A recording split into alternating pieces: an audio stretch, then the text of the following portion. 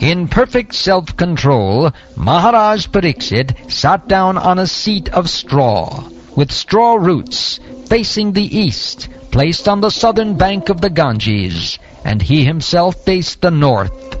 Just previously, he had given charge of his kingdom over to his son. Thus the king, Maharaj Pariksit, sat to fast until death. All the demigods of the higher planets praised the king's actions, and in pleasure continually scattered flowers over the earth and beat celestial drums. All the great sages who were assembled there also praised the decision of Maharaj Pariksit, and they expressed their approval by saying, "Very good." Naturally, the sages are inclined to do good to common men, for they have all the qualitative powers of the Supreme Lord. Therefore, they were very much pleased to see Maharaj Pariksit, a devotee of the Lord, and they spoke as follows. The sages said, "O chief of all the saintly kings of the Pandu dynasty, who are strictly in the line of Lord Sri Krishna, it is not at all astonishing that you give up your throne, which is decorated with the helmets of many kings, to achieve eternal association with the personality of Godhead. We shall all wait here until the foremost devotee of the Lord, Maharaj Pariksit, returns to the supreme planet, which is completely free from all mundane contamination and all kinds of lamentation."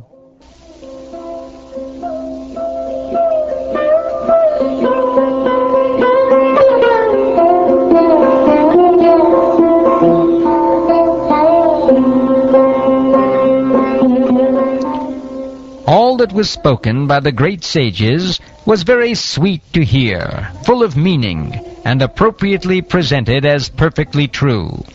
So, after hearing them, Maharaj Pariksit, desiring to hear of the activities of Lord Sri Krishna, the personality of Godhead, congratulated the great sages. The king said, "O great sages, you have all very kindly assembled here, having come from all parts of the universe. You are all as good as supreme knowledge personified, who resides in the planet above the three worlds, or Satyaloka. Consequently, you are naturally inclined to do good to others, and but for this, you have no interest either in this life or in the next. O trustworthy Brahmins, I now ask you about my immediate duty.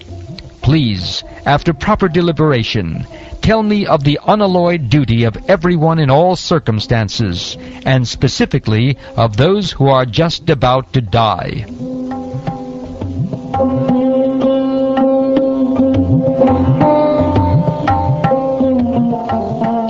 At that moment, there appeared the powerful son of Vyasadeva, who traveled over the earth disinterested and satisfied with himself.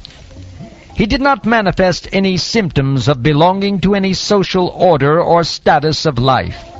He was surrounded with women and children, and he dressed as if others had neglected him. This son of Vyasadeva was only 16 years old. His legs, hands, thighs, arms, shoulders, forehead, and the other parts of his body were all delicately formed. His eyes were beautifully wide, and his nose and ears were highly raised. He had a very attractive face, and his neck was well formed and beautiful, like a conch shell. His collarbone was fleshy, his chest broad and thick, his navel deep, and his abdomen beautifully striped. His arms were long, and curly hair was strewn over his beautiful face. He was naked, and the hue of his body reflected that of Lord Krishna. He was blackish and very beautiful due to his youth. Because of the glamour of his body and his attractive smiles, he was pleasing to women. Though he tried to cover his natural glories, the great sages present there were all expert in the art of physiognomy, and so they honored him by rising from their seats. Maharaj Pariksit, who is also known as Vishnu Rata, or one who is always protected by Vishnu, bowed his head to receive the chief guest, Shukdev Goswami. At that time, all the ignorant women and boys ceased following Srila Shukdev. Receiving respect from all, Shukdev Goswami took his exalted seat. Shukdev Goswami was then surrounded by saintly sages and demigods, just as the moon is surrounded by stars, planets, and other heavenly bodies. His presence was gorgeous, and he was respected by all. The sage Sri Shukdev Goswami sat perfectly pacified, intelligent, and ready to answer any question without hesitation. The great devotee Maharaj Pariksit approached him, offered his respects by bowing before him, and politely inquired with sweet words and folded hands.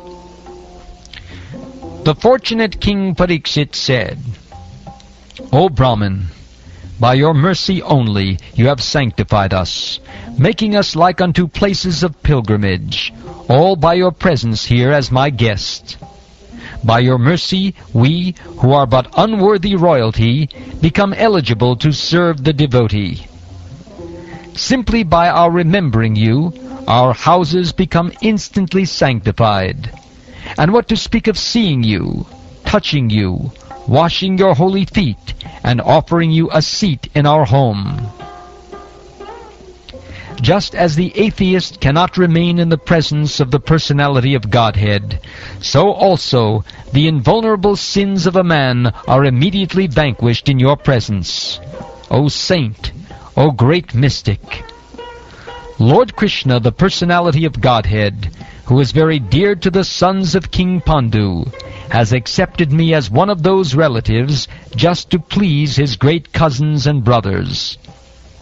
Otherwise, without being inspired by Lord Krishna, how is it that you have voluntarily appeared here, though you are moving incognito to the common man, and are not visible to us who are on the verge of death? You are the spiritual master of great saints and devotees. I am therefore begging you to show the way of perfection for all persons, and especially for one who is about to die.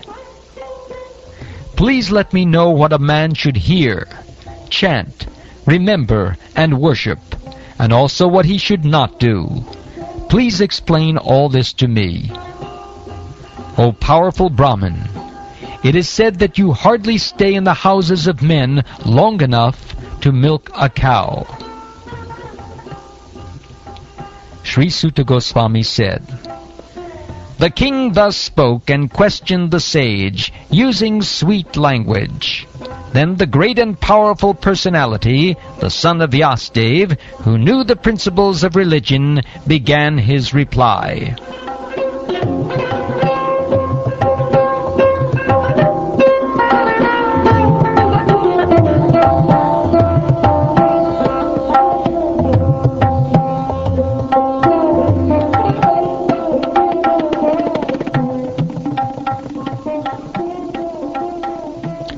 Thus ends the 19th chapter of the first canto of the Srimad Bhagavatam, entitled The Appearance of Shukdeva Goswami. And this ends the first canto.